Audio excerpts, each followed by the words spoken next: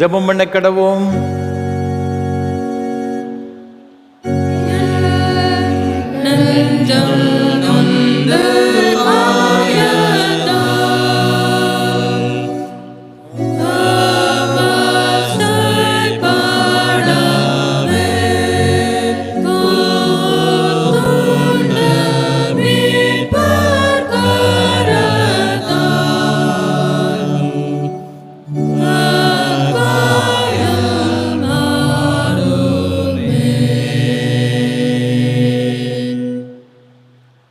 உன் சூரியன் இனி அஸ்தமிப்பதும் இல்லை, உன் சந்திரன் மறைவதும் இல்லை.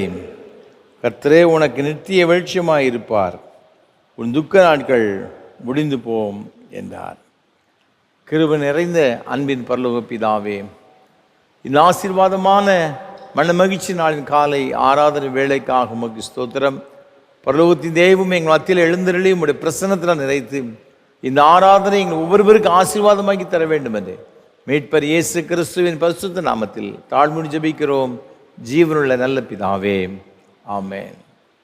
ஆராதனைக்கு ஆரம்பமாக ஆண்டோடைய பரிசுத்த நாமத்துக்கு மகிமை உண்டாக.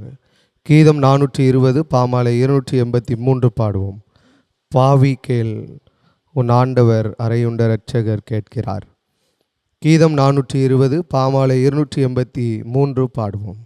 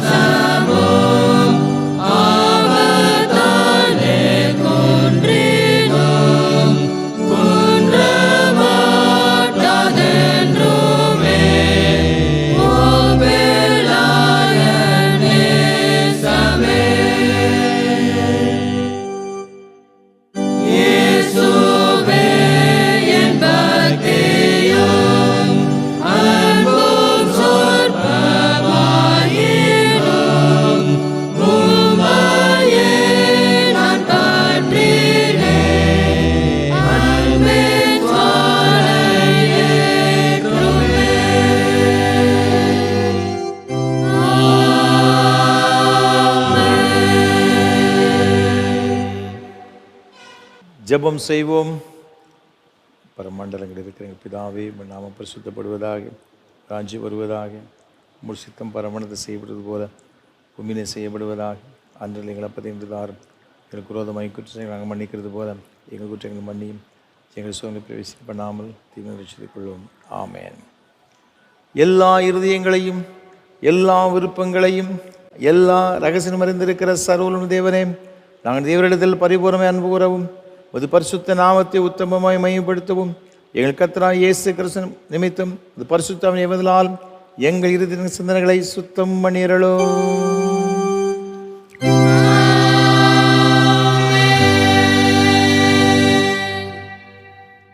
நமது இரட்சகராகிய கிறிஸ்து திருவுளம் பற்றி சொல்லி வார்த்தைகளாவன, நம்முடைய தேவனாகிய கர்த்தர் ஒருவரே கர்த்தர்.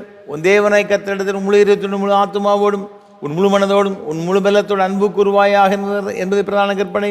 இதற்கு ஒப்பாக இருக்கிற இரண்டாம் கற்பனை என்னவென்றால், உன்னிடத்தில் நீ அன்பு கூறுவது போல் பிறரிடத்தில் அன்பு கூறுவாய் என்பதே.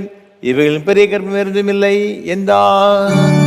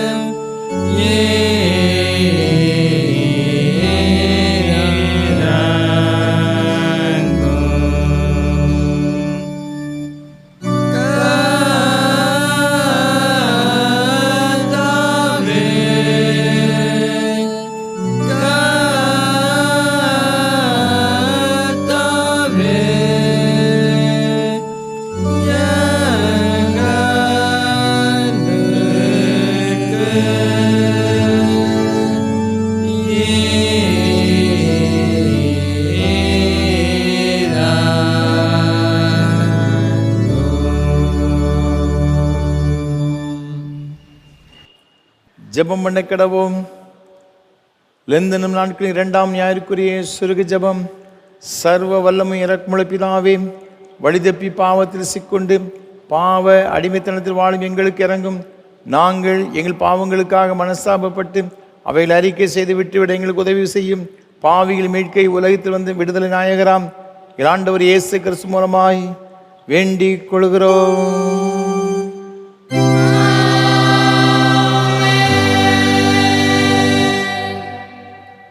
உட்காருங்கள். வாசிக்கும்படியாக குறிக்கப்பட்டுள்ள நிருப வாக்கியம் அப்போஸ்தலனாகிய பரிசுத்த பவுல் ரோமாபுரியாருக்கு எழுதின நிருபம் 2ஆம் அதிகாரம் 1வது வசனம் முதல் 7ஆம் வசனம் வரை. ரோமர் 2ஆம் அதிகாரம் 1வது வசனம் முதல். ஆகையால் மற்றவர்களை குற்றவாளியாக தீர்க்கிறவனே, நீ யாரானாலும் சரி, போக்கு சொல்ல உனக்கு இடமில்லை. நீ குற்றமாக தீர்க்கிறவைகள் எவைகளோ அவைகளை நீயே செய்கிறபடியால் நீ மற்றவர்களை குறித்து சொல்லுகிற தீர்ப்பினாலே உன்னை தானே குற்றவாளியாக தீர்க்கிறாய். இப்படிப்பட்டவைகளை செய்கிறவர்களுக்கு தேவனுடைய நியாய தீர்ப்பு சத்தியத்தின்படியே இருக்கிறதென்று அறிந்திருக்கிறோம். இப்படிப்பட்டவைகளை செய்கிறவர்களை குற்றவாளிகள் என்று தீர்த்தும் அவைகளையே செய்கிறவனே, நீ தேவனுடைய நியாய தீர்ப்புக்கு தப்பிக்கொள்ளலாம் என்று நினைக்கிறாயோ? அல்லது தேவ தயவு நீ குணப்படும்படி உன்னை ஏவுகிறதென்று அறியாமல் அவருடைய தயவு, பொறுமை, நீடிய சாந்தம் இவைகளின் ஐஸ்வர்யத்தை அசட்டை பண்ணுகிறாயோ? உன் மனக்கடினத்திற்கும் குணப்படாத இருதயத்திற்கும் ஏற்றபடி தேவனுடைய நீதியுள்ள தீர்ப்பு வெளிப்படும் கோபாக்கினை நாளிலே உனக்காக கோபாக்கினையை குவித்து கொள்கிறாயே. தேவன் அவனவனுடைய கிரியைகளுக்கு தக்கதாய் அவனவனுக்கு பலனளிப்பார். சோர்ந்து போகாமல் நற்கிரியைகளை செய்து மகிமையையும் கனத்தையும் அழியாமையும் தேடுகிறவர்களுக்கு நித்திய ஜீவனை அளிப்பார் என்பது. நிருப வாக்கியம் வாசித்து முடிந்தது. பரிசுத்த சுவிசேஷ வாக்கியம் பரிசுத்த யோவான் எழுதின நற்செய்தி நூல் 5ஆம் அதிகாரம் 1ஆம் வசனம் முதல் அடங்கியிருக்கிறது.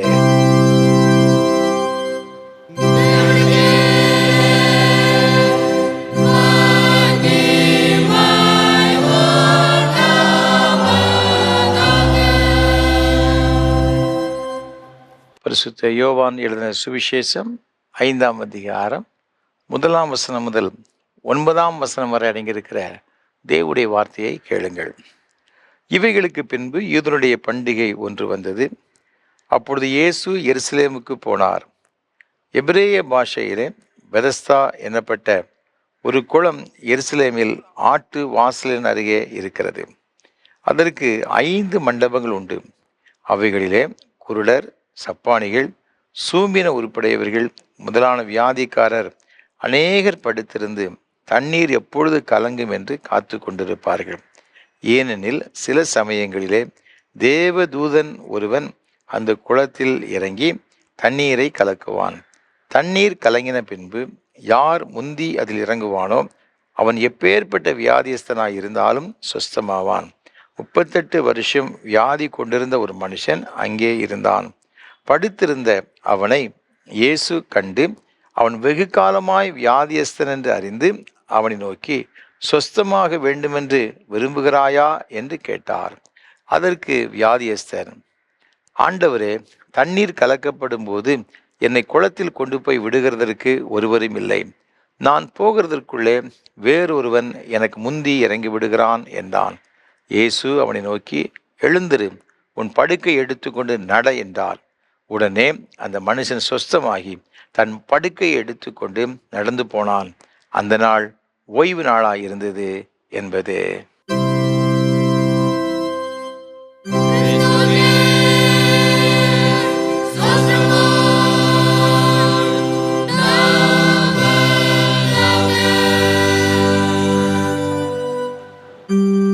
வானத்தையும் பூமியையும்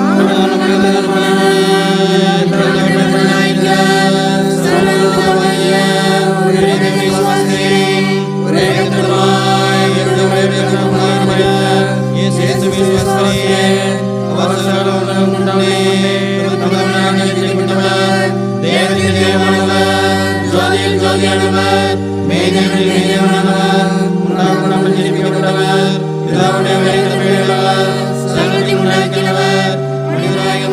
மீட்புகளாகவும் நமது ரட்சிப்புகளாகவும்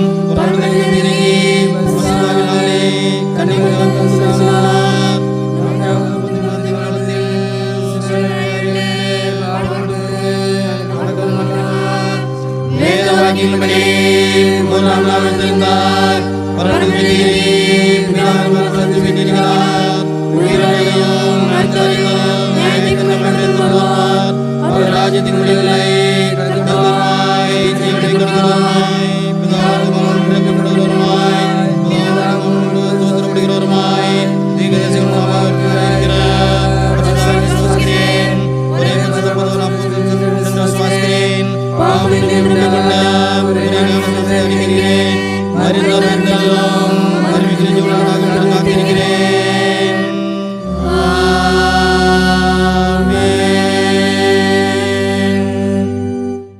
ஆண்டவருடைய வார்த்தையை கேட்பதற்கு ஆயத்தமாக பாமாலை 335 பாடுவோம்.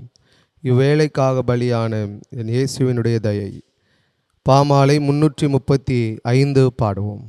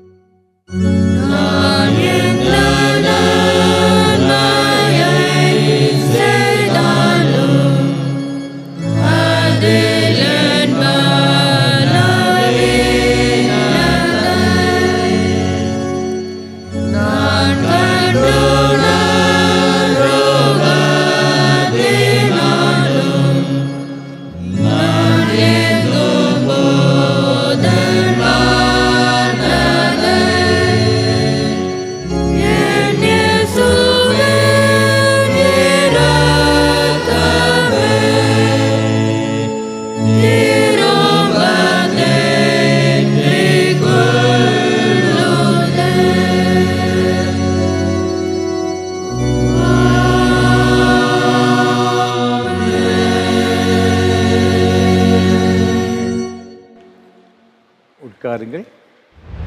கர்த்தரும் உலக இரட்சகருமான இயேசு கிறிஸ்துவின் ஈடு இணையற்ற நாமத்தினாலே திருநெல்வேலி திருமடல் கல்லடைக்குறிச்சி CSI கிறிஸ்து ஆலயத்தின் சார்பாக இந்த ஆராதனை வேளையிலே பங்கு பெறும்படியே வந்திருக்கிற உங்கள் அனைவரையும் அன்போடு கூட வாழ்த்துகிறேன், வரவேற்கிறேன். ஆண்டவருடைய கிருபையும் ஆசீர்வாதமும் உங்களோடு கூட எப்பொழுதும் நிலைத்திருப்பதாக. ஒவ்வொரு வாரமும் உங்களோடு கூட சேர்ந்து கர்த்தரை ஆராதிப்பதிலே நான் மிகுந்த மகிழ்ச்சி அடைகிறேன். கர்த்தரை துதிக்கிறேன், ஆண்டவரை ஸ்தோத்தரிக்கிறேன்.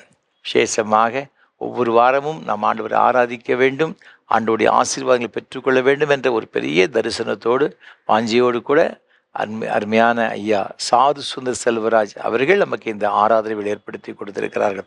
கர்த்தர் தாமே சாது ஐயா அவர்களையும் அவர் செய்து கொண்டு வருகிற ஏஞ்சல் தொலைக்காட்சி ஊழியங்கள் மற்றும் இயேசு ஊழியங்களை அபரிவிதமாய் ஆசீர்வதிப்பாராக. நம்முடைய தனி ஜெபங்களிலே, குடும்ப ஜெபங்களிலே சாது ஐயா அவர்களுக்காக, அவருடைய ஊழியங்களுக்காக ஜெபிப்போம். ஆண்டவருடைய ஆசீர்வாதங்களை நாம் பெற்றுக்கொள்வோம். இந்த ஆராதனை வேளையை மிகுந்த ஜெபத்தோடும் அதிக பிரயாசத்தோடும் ஒவ்வொரு வாரமும் உங்களுக்கு வழங்கி கொண்டு வருகிறோம். எங்களுக்காக, என்னோடு கூட இந்த ஊழியத்தில் பங்கெடுத்து கொண்டு வருகிற ஒவ்வொரு கர்த்தருடைய பிள்ளைகளுக்காகவும் நீங்கள் ஜெபிக்கும்படியாக அன்போடு நான் கேட்டுக்கொள்கிறேன். இந்த ஆராதனை வேளையை ஒவ்வொரு ஞாயிற்றுக்கிழமையும் காலை 7 மணிக்கு ஆராதனை வேளை சிஎஸ்ஐ டயசிஸ் என்ற யூடியூப் சேனலிலும் நாங்கள் ஒளிபரப்பு செய்கிறோம். மற்றவர்களுக்கு அறிமுகப்படுத்துங்கள். அவனுடைய ஆசீர்வாதங்களை அவள் பெற்றுக்கொள்ள உதவி செய்ய அன்போடு நான் கேட்டுக்கொள்கிறேன். இந்த ஆராதனை வேளையை ஒளிப்பதிவு செய்வதற்கு ஏராளமான தேவைகள் உண்டு. ஆயிரக்கணக்கான மக்கள் இந்த ஆராதனை வேளை ஊழியத்தின் மூலமாக ஆண்டவரை ஆராதித்து கொண்டு வருகிறார்கள். கர்த்தருடைய ஆசீர்வாதங்களை பெற்றுக்கொண்டு வருகிறார்கள். நீங்கள் இந்த ஆசீர்வாதங்களிலே நீங்கள் பங்கு பெறலாம். கர்த்தர் உங்கள் உள்ளத்தை எவ்வாறு சொன்னால் மனம் வந்து நீங்கள் தாங்க முன்வாருங்கள். நிச்சயமாகவே அதனுடைய பலனை இம்மையிலும் மறுமையிலும் ஆயிரமாக பெற்றுக்கொள்வீர்கள் என்பது சந்தேகம் கிடையாது. இந்த நாளிலும் கூட இந்த ஆராதனை வேளையை சென்னையை சார்ந்த ஒரு அருமையான குடும்பத்தின் பிள்ளைகள் நமக்கு உதவி செய்திருக்கிறாங்க. கர்த்தர் தாமே இந்த அருமையான குடும்ப தலைவி அருமையான அம்மா அவர்களையும் தேவனோடு கொடுத்த அருமையான பிள்ளைகளின் பிள்ளைகள் ஒவ்வொருவரையும் அபரிவிதமாக ஆசீர்வதிப்பாராக. தேவ கிருபை இந்த பிள்ளைகளோடு கூட என்றென்றைக்கும் நிலைத்திருப்பதாக. ஏசாயா தீர்க்கதரிசன புஸ்தகம் 49ஆம் அதிகாரம் 15, 16 ஆகிய வசனங்களிலே, ஸ்திரீயானவள் தன் கற்பத்தின் பிள்ளைக்கு இறங்காமல் தன் பாலகனை மறப்பாளோ? அவர்கள் மறந்தாலும் நான் உன்னை மறப்பதில்லை. இதோ என் உள்ளங்கைகளில் உன்னை வரைந்திருக்கிறேன். உன் மதில்கள் எப்போதும் என் முன் இருக்கிறது என்ற வார்த்தையின்படி கர்த்தர் இந்த குடும்பத்தை மறவாதபடிக்கு எல்லா விதமான நன்மையினாலும் கிருபையினாலும் நிறைத்து, ஒரு தாய் தன் குழந்தையை தேற்றி ஆதரித்து வழிநடத்துகிறது போல, பாதுகாப்பது போல இந்த குடும்பத்தின் பிள்ளைகள் ஒவ்வொருவரையும் ஆண்டவர் தாமே பாதுகாத்து ஆசீர்வதித்து உயர்த்துவாராக. அது மாத்திரமல்ல, இந்த ஊழியங்களுக்காய் ஜெபிக்கிற, பல வகையிலே இந்த ஊழியங்களை ஆதரிக்கிற ஒரு அனைவருக்காகவும் ஆண்டவரை துதிக்கிறேன். கர்த்தர் அனைவரையும் அபரிவிதமாய் ஆசீர்வதிப்பாராக. இந்த ஆராதனை வேளையிலே நமக்கு ஆண்டவருடைய செய்தியை கொடுக்கும்படியாக பேர்புலாங்குளம் சேகர குருவானவர் அருள்திரு ஆமோஸ் ஜெபத்திர ஐயா நமக்கு வந்து மிகுந்த மகிழ்ச்சியை கொடுக்கிறது. கர்த்தர் வல்லமையாக பயன்படுத்தப்பட்டு வருகிற ஒரு சிறந்த ஒரு குருவானவர். அதற்காக ஆண்டவரை துதிக்கிறேன். அவர்கள் இப்போது நமக்கு ஆண்டவருடைய அருள் செய்தியை வழங்குவார்கள். நம் ஜெபத்தோடு கூட காத்திருப்போம். ஆண்டவருடைய ஆசீர்வாதங்களை பெற்றுக்கொள்வோம்.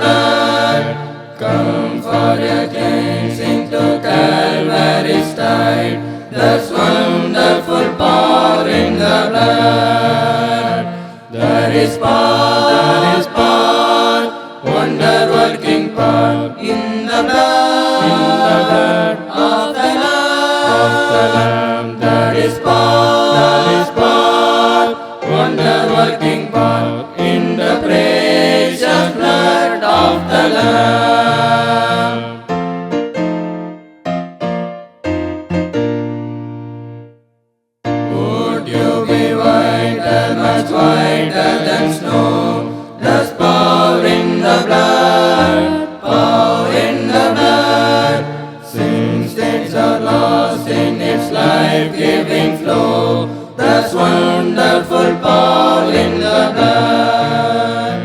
There is power, wonder working power in the blood of the Lamb. There is power, wonder working power in the precious blood of the Lamb. ஆண்டவரும் மறுமை இரட்சகருமாகிய இயேசு கிறிஸ்துடைய இனிதான நாமத்தினாலே ஏஞ்சல் தொலைக்காட்சி மூலமாய் உங்களை சந்திப்பதிலே நான் மிகுந்த மகிழ்ச்சி அடைகிறேன். இந்த நல்ல வாய்ப்பை கொடுத்த சாதா ஐயா அவர்களுக்கும், கல்லடை குறிச்சி சேகர தலைவர் ரெவரண்ட் பி.டி. முத்துராஜ் ஐயா அவர்களுக்கும் என் மனமார்ந்த நன்றியை தெரிவித்துக் கொள்கிறேன். இந்த காலவெளியிலும் கர்த்தர் உங்களோடு கூட பேச விரும்புகிறார். நாம் இந்த நாளிலே தியானிக்கும்படியாக தெரிந்து கொண்ட வேத வசனம் பரிசுத்த லூக்கா எழுதின சுவிசேஷம் 19ஆம் அதிகாரம் 42ஆம் வசனத்தை உங்களுக்காக நான் வாசிக்கிறேன். பரிசுத்த லூக்கா எழுதின சுவிசேஷம் 19ஆம் அதிகாரம் 42ஆம் வசனம். உனக்கு கிடைத்த இந்த நாளில் ஆகிலும் உன் சமாதானத்துக்கு ஏற்றவைகளை நீ அறிந்திருந்தாயானால் நலமா இருக்கும். மீட்பின் காலம் என்கிற தலைப்பின் அடிப்படையிலே நாம் இந்த வசனத்தை மையமாக வைத்து நாம் அவனுடைய வார்த்தையை தியானிக்க போகிறோம். அவனுடைய சமூகத்திலே அமர்ந்து வார்த்தையை கேட்டுக்கொண்டிருக்கிற எனக்கு அருமையான தேவ ஜனமே, இந்த காலவேளை கர்த்தர் உங்களோடு கூட பேச விரும்புகிறார். நீங்கள் எப்பேற்பட்ட சூழ்நிலையில் இருந்தாலும் ஆண்டவருடைய வார்த்தை வல்லமை ஜீவன் உள்ளது. அது உங்கள் ஆத்துமாவை உயிர்ப்பிப்பதற்கு போதுமானது. உங்கள் ஆவியை உயிர்ப்பிப்பதற்கு அது போதுமானது. உங்கள் சரீரத்தை உயிர்ப்பிப்பதற்கு அவருடைய வார்த்தை போதுமானதா இருக்கிறது. ஆகவே விசுவாசத்தோடு அவருடைய வார்த்தையை நீங்கள் கேட்பீர்களானால், இந்த வார்த்தையை கேட்கும் போதே பரிசுத்த ஆவியானவர் உங்கள் வாழ்க்கையிலே மாற்றங்களை கொண்டு வருவார். வார்த்தையை கேட்கும் போதே பரிசுத்த ஆவியானவர் உங்கள் உள்ளத்திலே பலமாய் கிரியை செய்வதை நீங்கள் பார்ப்பீர்கள். இயேசு கிறிஸ்து எருசலேம் நகரத்துக்கு அருகே வந்தபோது எருசலேம் நகரத்தை பார்த்து கண்ணீர் விட்டு அழுது, உனக்கு கிடைத்த இந்த நாளில் ஆகிலும் உன் சமாதானத்துக்கு ஏற்றவைகளை நீ அறிந்திருந்தாயானால் நலமாயிருக்கும் என்று சொல்வதை பார்க்கிறோம். எனக்கு அருமையான தேவ ஜனமே, எனக்கு அநேகருடைய வாழ்க்கையிலே உள்ளத்திலே சமாதானம் இல்லாதபடி வேதனையோடு கண்ணீரோடு இருப்பதை நாம் பார்க்கிறோம். உலகத்திலே அவர்களுக்கு ஆஸ்திகள் இருக்கலாம், அந்தஸ்து இருக்கலாம், நல்ல வேலை இருக்கலாம், வருமானம் இருக்கலாம், நல்ல குடும்பம் இருக்கலாம், குடியிருக்கக்கூடிய நல்ல கூடாரம் இருக்கலாம். ஆனால் இவையெல்லாம் இருந்தும் ஒரு மனிதனுடைய வாழ்க்கையிலே உள்ளத்திலே சமாதானம் இல்லை என்றால் அந்த மனிதனுடைய வாழ்க்கை ஒரு வெறுமையான வாழ்க்கையாக தான் இருக்கும். அவைதான் அநேகர் சமாதானத்தை தேடி அலைந்து திரிவதை நாம் பார்க்கிறோம். எங்கு போனால் எனக்கு சமாதானம் கிடைக்கும், எங்கு போனால் என் உள்ளத்திலே இளைப்பாறுதல் கிடைக்கும், எங்கு போனால் என் ஆத்துமாவுக்கு சுகம் உண்டாகும் என்று சொல்லி இன்றைக்கு சமாதானத்தை தேடி அதை நாடி ஓடி அலைகிற கூட்டம் பெருகி கொண்டே இருப்பதை நாம் இன்று பார்க்கிறோம். எனக்கு அருமையான தேவ ஜனமே, இந்த காலவேளையில் ஏஞ்சல் தொலைக்காட்சி மூலமாய் அவனுடைய வார்த்தையை கேட்கிற நீங்கள் கூட ஒருவேளை உலக பிரகாரமான ஆசீர்வாதம் எல்லாம் இருந்தும் உள்ளத்திலே ஒரு வெறுமை, உள்ளத்திலே இளைப்பாறுதல் இல்லாமல், சமாதானம் இல்லாமல், சரீரத்திலே ஆரோக்கியம் இல்லாமல், ஆவியிலே அனல் இல்லாமல் உங்கள் வாழ்க்கை ஒரு வெறுமையான வாழ்க்கையாய் கூட இருக்கலாம். இல்லாவிட்டால் வனாந்தரத்திலே கைவிடப்பட்ட போன நிலைமையிலே ஆறுதல் அற்றவர்களாக, சமாதானத்துக்காக ஏங்கி தவிக்கிறவராய் கூட இருக்கலாம். இந்த நாளே கர்த்தர் உங்களோடு கூட பேசி உங்கள் ஆத்துமாவிலே சமாதானத்தை தந்து உங்கள் இருதயத்திலே சந்தோஷத்தை தந்து உங்களை ஆசீர்வதிக்க விரும்புகிறார். இங்கு வேதம் சொல்லுகிறது, உனக்கு கிடைத்த இந்த நாளிலாகிலும் உன் சமாதானத்துக்கு ஏற்றவைகளை நீ அறிந்திருந்தாயானால் நலமா இருக்கும். ஆண்டவருடைய வார்த்தை சொல்லுகிறது, நானே சமாதான பிரபு என்று வேதம் சொல்லுகிறது. இயேசு கிறிஸ்துவை குறித்து வேதம் இப்படியாய் சொல்லுகிறது, அவர் அதிசயமானவர், ஆலோசனை கர்த்தர், வல்லமையுள்ள தேவன், நித்திய பிதா, சமாதான பிரபு என்று சொல்லப்படுகிறது. இயேசு இந்த பூமிக்கு வரும்போது சொன்னார், பூமி விட்டு கடந்து போகும்போது சொன்னார், என்னுடைய சமாதானத்தையே உங்களுக்கு நான் வைத்து போகிறேன். நான் கொடுக்கிற சமாதானத்தை இந்த உலகத்திலே எவராலும் கொடுக்க முடியாது. நான் கொடுக்கிற சமாதானத்தை எவராலும் பிடுங்க முடியாது என்று சொல்லி இயேசு கிறிஸ்து சொல்வதை நாம் வேதத்தின் மூலமாய் அறிந்து கொள்ள முடியும். ஆகவே இந்த உலகத்திலே இயேசு கிறிஸ்துவை அன்றி வேறு ஒருவராலும் நம்முடைய உள்ளத்திலே சமாதானத்தை தர முடியாது. இயேசு கிறிஸ்துவால் அன்றி வேறு ஒருவராலும் இந்த பூமியிலே ரட்சிப்பில்லை என்று வேதம் சொல்லுகிறது. ஆகவே ஆண்டவர் இயேசு கிறிஸ்து மாத்திரமே ஒரு மனிதனுடைய வாழ்க்கையில இருக்கிற வெறுமையை மாற்ற முடியும், குறைகளை நீக்க முடியும். ஒரு மனிதனுடைய வாழ்க்கையில இருக்கிற பிரச்சனைகளை மாற்றி, போராட்டங்களை மாற்றி, கண்ணீரை துடைத்தவருடைய வாழ்க்கையிலே சமாதானத்தையும் சந்தோஷத்தையும் சுக வாழ்வையும் தர முடியும் என்று வேதம் சொல்லுகிறது. ஆகைதான் யோவான் சுவிசேஷம் 10ஆம் அதிகாரம் 10ஆம் வசனம் இப்படியாய் சொல்லுகிறது, திருடன் திருடவும் அழிக்கவும் கொல்லும் வருகிறான் என்று வேறொன்றுக்கு வரான், நானோ அவருக்கு ஜீவன் உண்டாயிருக்கவும் அது பரிபூர்ணப்படவும் வந்தேன் என்று சொல்வதை பார்க்கிறோம். ஆகவே இயேசு கிறிஸ்து ஒரு மனிதனுடைய வாழ்க்கையிலே ஜீவனை கொண்டு வருகிறார், அது பரிபூர்ணமடைய செய்கிறார். இயேசு கிறிஸ்து ஒரு மனிதனுடைய வாழ்க்கையிலே சமாதானத்தை கொண்டு வருகிறார், அதன் மூலமாய் சந்தோஷத்தை, மகிழ்ச்சியை, ஆனந்தத்தை கொண்டு வந்து அவருடைய வாழ்க்கையை ஆசீர்வாதமாக இந்த பூமியிலே போக்குவதற்கு அவர் உதவி செய்வதை நாம் பார்க்கிறோம். இங்கு பார்க்கிறோம், எருசலேம் நகரத்தை பார்த்து இயேசு கண்ணீர் விட்டு அழுதார். சொன்னார், உனக்கு கிடைத்த இந்த நாளில் ஆகிலும். எனக்கு அருமையான தேவ ஜனமே, ஆண்டவர் இந்த பூமியிலே நமக்கு தந்திருக்கிற ஒவ்வொரு நாளும் அது விலையேற பெற்றது, ஒவ்வொரு நிமிடமும் அது விலையேற பெற்றது. காரணம், ஒரு நிமிடம் கூட போன நிமிடம் திரும்ப வராது என்று, போன நாள் போன வருடம் திரும்ப வராது என்று நாம் அறிந்திருக்கிறோம்.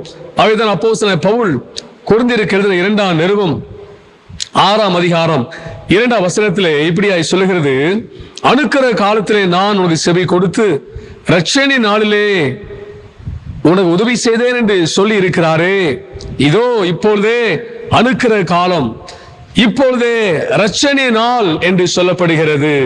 இங்கு வேதம் தெளிவாய் சொல்லுகிறது, அணுக்கிற காலத்திலே ஆண்டவர் நமக்கு செவி கொடுக்கிறார், நமக்கு உதவி செய்கிறார். எப்போ அணுக்கிற காலம், எப்போ இரட்சணி நாள்? வேதம் சொல்லுகிறது, நாளை அல்ல, இப்பொழுதே, இன்றே, இதுவே அணுக்கிற காலம், இதுவே இரட்சணி நாள். இந்த நாளிலே நாம் கூப்பிடும் போது அவர் செவி கொடுப்பார். இந்த நாளில் அவரை நாம் தேடும் போது நாம் அவரை கண்டடைய முடியும். இந்த நாளிலே நாம் அவரை நோக்கி பார்க்கும் போது நம்முடைய முகம் வெட்கப்பட்டு போகாதிருக்கும். இந்த நாளிலே நாம் அவரை கிட்டி சேரும் போது அவருடைய சமாதானம் நம்முடைய உள்ளத்திலே நதியாய் கடந்து வரும். எனக்கு அருமையான தேவ ஜனமே, ஆகைதான் வேதம் சொல்லுகிறது, இப்பொழுதே, இதோ இப்பொழுதே அணுக்கிற காலம், இப்பொழுதே இரட்சணிய நாள். இந்த காலத்தை, இந்த நாளை நாம் பயன்படுத்தி இயேசு கிறிஸ்துவை நாம் நம்முடைய வாழ்விலே அவரை நாம் அறிந்து கொள்வோமானால், அதன் மூலமா நம்முடைய வாழ்க்கையிலே சமாதானமும் சௌக்கியமும் சந்தோஷமும் நம்முடைய வாழ்க்கையிலே கடந்து வரும் என்பதிலே எந்த விதமான சந்தேகம் இல்லை. வேதத்திலிருந்து 3 மனிதனுடைய வாழ்க்கையில் இருந்து சில காரியங்களை நாம் கற்றுக்கொள்ள போகிறோம். முதலாவது லூக்கா சுவிசேஷம் 19ஆம் அதிகாரம் 5ஆம் வசனத்தை நான் உங்களுக்காய் வாசிக்கிறேன். சகைவே, சீக்கிரமாய் இறங்கி வா, இன்றைக்கு உன் வீட்டில் நான் தங்க வேண்டும். எனக்கு அருமையான தேவ ஜனமே, சகைங்கிற மனிதனை குறித்து நாம் வேதத்திலே அறிந்து கொள்ள முடிகிறது.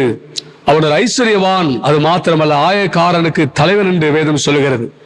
ஆனால் அவனை ஊரார் எல்லாரும் சொன்னார்கள், இவன் பாவியான மனுஷன். காரணம், அவனுக்கு ஆஸ்தி இருந்தது, அந்தஸ்து இருந்தது, அதிகாரம் இருந்தது. ஆனால் உள்ளத்திலோ சமாதானம் இல்லை, வெறுமை. அது மாத்திரமல்ல, ஊரார் அனைவரும் அவனை குறித்து சொன்ன காரியம், இவன் பாவியான மனிதன். காரணம், அவனுக்கு இருந்த அதிகாரத்தை வைத்து, ஆஸ்தியை வைத்து, அந்தஸ்தை வைத்து அவர் ஒருவருக்கு உதவி செய்வதாக வேதத்தில் சொல்லப்படவில்லை. யாரிடம் அவன் நெருங்கி பழகினதாகவோ யாரிடம் அவர் அன்பு காட்டினதாக வேதம் சொல்லப்படவில்லை. அவனுக்குள் வெறுமை.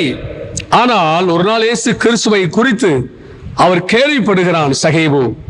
ஆகவே அவர் எப்படிப்பட்டவரோ என்று அறிந்து கொள்ள வேண்டும் என்கிற ஆசை அவனுக்குள் எழும்புகிறது.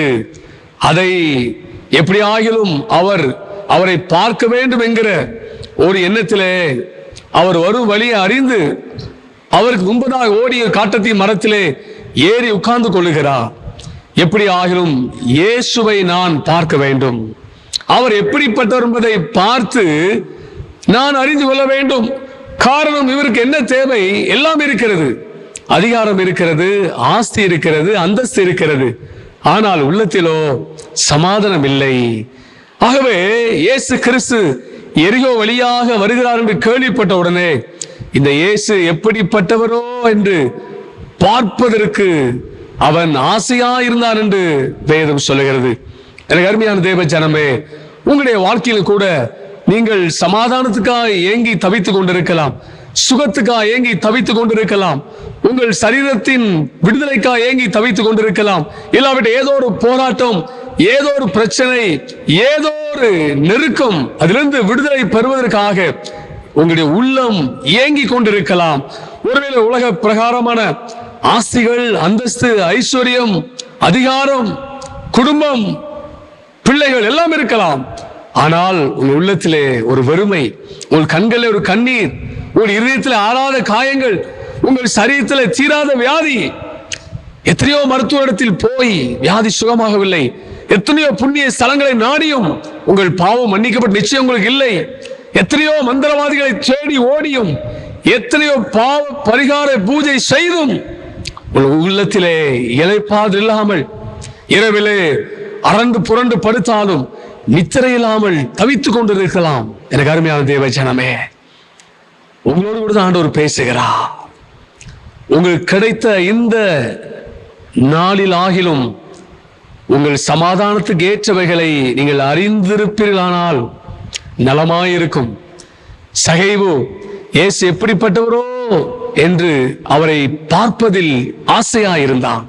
ஆகவேதான் தன்னுடைய அந்தஸ்தையெல்லாம் விட்டு காட்டத்தி மரத்தில் ஏறி உட்கார்ந்து கொண்டிருந்தான். இயேசு இந்த வழியாய் போகும்போது அவரை நான் பார்த்து அவரை அறிய வேண்டும், அவரை பார்த்து நான் அவரை அறிந்து கொள்வேன். ஆனால் அவரை பார்த்தேன் தனிப்பட்ட வாழ்க்கையை அவர் எப்படிப்பட்டவர் என்பதை அறிந்து கொள்வேன். ஆனால் எனக்குள் ஒரு சமாதானம் கடந்து வரும் என்கிற தீராத ஆசை அவருடைய உள்ளத்திலே கொழுந்து விட்டு எரிந்தது நிமித்தம் அவன் காட்டத்தி மரத்தில் ஏறி அமர்ந்திருந்தான். இயேசு இந்த வழியாய் கடந்து போகும்போது வேதம் சொல்லுகிறது, அண்ணாந்து பார்த்து சகேவை அழைத்து சொல்றாரு. லூக்காது சுவிசேஷம் 19 அதிகாரம் 5 வசனம், சகேவே சீக்கிரமா இறங்கி வா. அந்த இடத்துக்கு வந்த உடனே அவர் அண்ணாந்து பார்க்கிறார். சகேவை கண்டு அவன் பெயரை சொல்லி அழைக்கிறார். அது மாத்திரமல்ல, நீ சீக்கிரமா இறங்கி வா, இன்றைக்கு நான் உன் வீட்டிலே தங்க வேண்டும். எனக்கு அருமையான தேவ ஜனமே, உங்களுடைய நிலைமையை யாரும் அறியாமல் இருக்கலாம், இல்லாவிட்டால் அறிந்தும் உங்கள் உதவி செய்யாமல் கடந்து போயிருக்கலாம். உங்கள் வேதனைகளை யாரும் புரிந்து கொள்ளாமல் இருக்கலாம், புரிந்தும் உங்களை தூக்கி விடுவதற்கு யாரும் இல்லாமல் இருக்கலாம். ஆனால் உங்களை அறிந்து, உங்களை புரிந்து, உங்களை தூக்கி விடுவதற்கு, உங்களை காப்பாற்றுவதற்கு, உங்களை உயர்த்துவதற்கு, உங்கள் பாவங்களை மன்னித்து உங்களுக்கு சுகவாழ்வை தருவதற்கு, சமாதானத்தை தருவதற்கு ஒருவர் உயிரோடு இருக்கிற அவர்தான் வானத்தையும் பூமியும் அண்ட சராசரத்தையும் படைத்த ஆண்டவராய் இயேசு கிறிஸ்து. அவர் நேற்றும் இன்றும் என்றும் மாறாதவர். மரித்தேன் ஆனாலும் இதோ சதா காலம் உயிரோடு இருக்கிறேன் சொன்னவர் இன்றைக்கு உயிரோடு இருக்கிறார். உங்களை காண்கிறார், உங்களை பெயர் சொல்லி அழைக்கிறார். தாயின் கருவில் உருவாகும் முன்னே உங்களை தெரிந்து கொண்ட ஆண்டவர். சகை நினைத்தான், நான் காட்டத்தி மரத்தில் ஏறி உட்கார்ந்திருப்பது எவருக்கு தெரியாது, ஆனால் இயேசுவுக்கு தெரியும். ஆகிய அந்த இடத்திலே வந்த உடனே அண்ணாந்து பார்த்து அவன் பெயரை சொல்லி அழைத்து, சீக்கிரமா இறங்கி வா, இன்றைக்கு நான் வீட்டிலே தங்க வேண்டும்.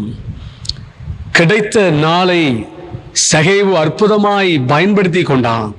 வேதம் சொல்லுகிறதுக்கு அடுத்த வசனம் 19:6, சீக்கிரமா இறங்கி இயேசுவை தன் வீட்டிற்கு கூட்டி சென்றான். ஹல்லேலூயா. எனக்கு அருமையான தேவ ஜனமே, இயேசு சொன்னார், சீக்கிரமா இறங்கி வா. சகேவு ஆண்டவராக இயேசு கிறிஸ்து அழைத்த உடனே சீக்கிரமா இறங்கி இயேசுவை தன் வீட்டுக்கு சந்தோஷமாய் கூட்டி சென்றார். வேதம் சொல்லுகிறது, இயேசு கிறிஸ்து சகே வீட்டுக்கு கால் வைத்த உடனே சொன்னார், இன்றைக்கு இந்த வீட்டுக்கு ரட்சிப்பு வந்தது. இவனும் ஆபிரகாமின் குமாரனாயிருக்கிறானே. எனக்கு அருமையான தேவ ஜனமே, கிடைத்த நாளை பயன்படுத்தி கொண்ட சகேவு தனக்கும் தன் குடும்பத்திற்கும் ஆசீர்வாதத்தை சுதந்தரித்துக் கொண்டான், சமாதானத்தை சுதந்தரித்துக் கொண்டான், நித்திய ஜீவனை சுதந்தரித்துக் கொண்டான், அழியாத வாழ்வை சுதந்தரித்துக் கொண்டான். அது மாத்திரமல்ல, இயேசு கிறிஸ்து தன் வீட்டுக்கு வந்த உடனே அவருடைய சுபாவமே மாறினது. சொல்லுகிறார், நான் அநியாயமா யாரிடத்தில் வாங்கினது உண்டான எல்லாவற்றையும் நாளத்தனையாய் திரும்ப கொடுக்கிறேன், என் ஆசையை விற்று பாதி ஏழையில் கொடுக்கிறேன். அவருடைய சுபாவமே மாறுவதை பார்க்கிறோம். எனக்கு அருமையான தேவ ஜனமே, நீங்கள் எந்த நிலைமையில் இருந்தாலும் இந்த நாளிலே நீங்கள் சீக்கிரமா இறங்கி இயேசுவை உள்ளத்திலே நீங்கள் ஏற்றுக்கொள்வீர்களானால் உங்கள் குடும்ப சூழ்நிலை மாறும், உங்கள் இதயத்தில் இருக்கிற காயங்கள் மாறும், உங்கள் கண்ணீர் மாறும், உங்கள் வேதனை மாறும், உங்கள் பாவம் மன்னிக்கப்பட்டு கிறிஸ்துவுக்குள் புது வாழ்வை நீங்கள் பெறுவீர்கள். வேதம் சொல்றது, கிறிஸ்துக்குள் இருந்தால் புது சிருஷ்டியா இருக்கிறான், பழையவர்கள் எல்லாம் ஒளிந்து போயின, எல்லாம் புதிதாயின. உங்கள் பாவங்கள் இரத்தாம்பர சிவப்பா இருந்தாலும் இயேசு கிறிஸ்துவின் இரத்தம் வெண் பஞ்சை போல மாற்றும் என்று வேதம் சொல்லுகிறது. பாவங்களை மன்னிக்க மனுஷ குமாரனுக்கு அதிகாரம் உண்டு என்று வேதம் சொல்லுகிறது. ஒருவேளை எனக்கு அருமையான தேவ ஜனமே, இந்த தொலைக்காட்சி மூலமாய் பார்த்து கொண்டிருக்கிற எனக்கு அருமையான தகப்பனாரே, தாயே, வாலிபரே, உன்னை இயேசு அழைக்கிறா.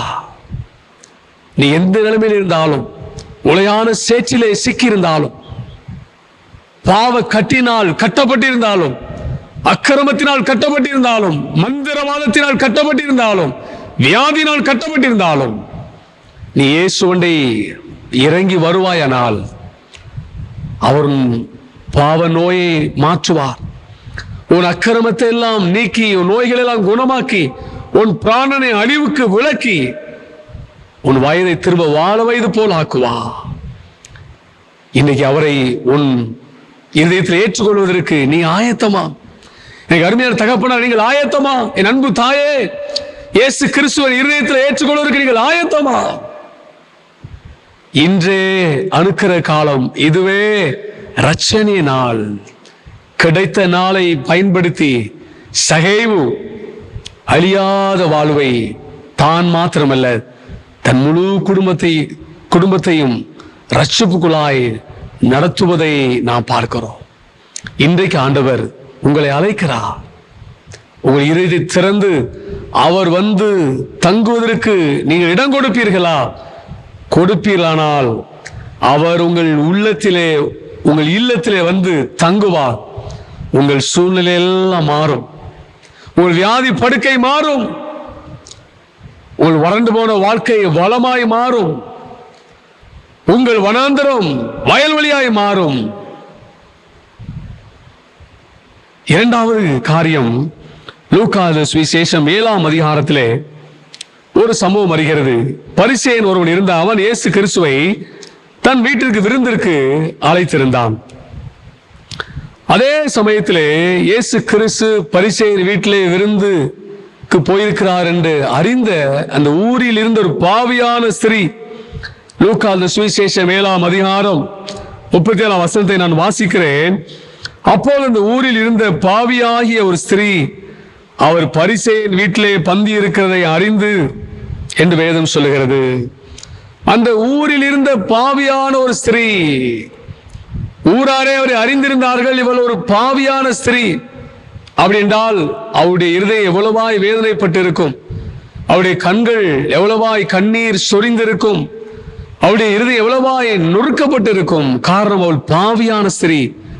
அவளோடு யாரும் நெருங்கி பழகி இருக்க மாட்டார்கள். அவளோடு யாரும் நெருங்கி உறவாடி இருக்க மாட்டார்கள். அவளோடு கூட யாருக்கும் ஐக்கியம் இருக்காது.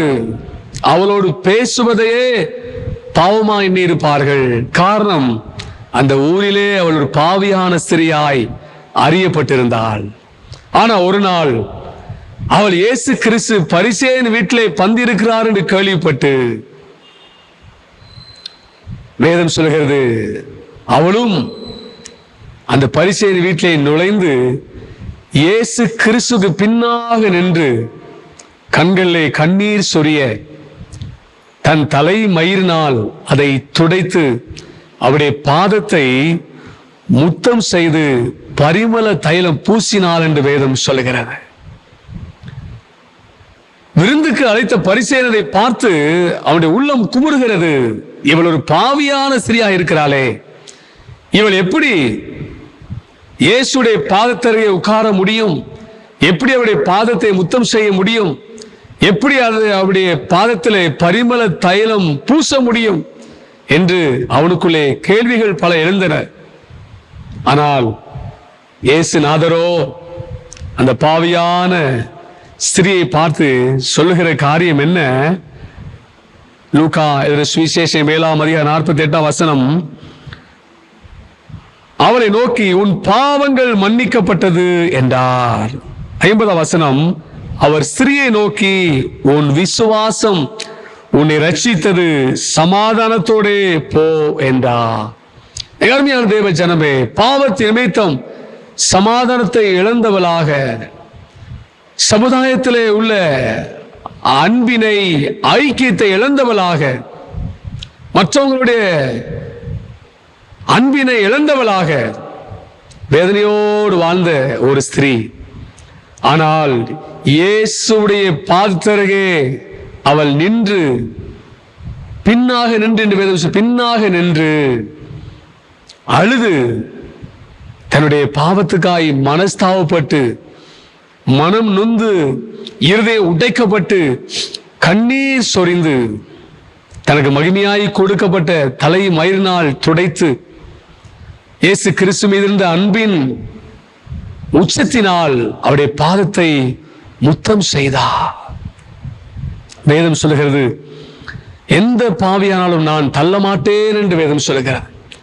வருத்தப்பட்டு பாரம் சுமக்கிறவர் எல்லாரும் இடத்தில் வாருங்கள், நான் உங்களுக்கு இளைப்பாறுதல் தருவேன். நீதிமான்கள் அல்ல, பாவிகளை ரட்சிக்க கிறிஸ்து உலகத்தை வந்தாருங்கிற வார்த்தை உண்மையும் எல்லா அங்கீகரிப்புக்கும் பாத்திரமானது என்று வேதம் சொல்கிறது. இந்த பாவியான ஸ்திரீ இயேசுவை குறித்து கேள்விப்பட்டது மாத்திரமல்ல, அறிந்து கொண்டால் இவரிடத்தில் போனால் என் பாவம் மன்னிக்கப்படும், எனக்குள் சமாதானம் கடந்து வரும், இயேசுவிடத்தில் போனால் எனக்கு புது வாழ்வு கிடைக்கும், எனக்கு புது நம்பிக்கை துளிர்க்கும்.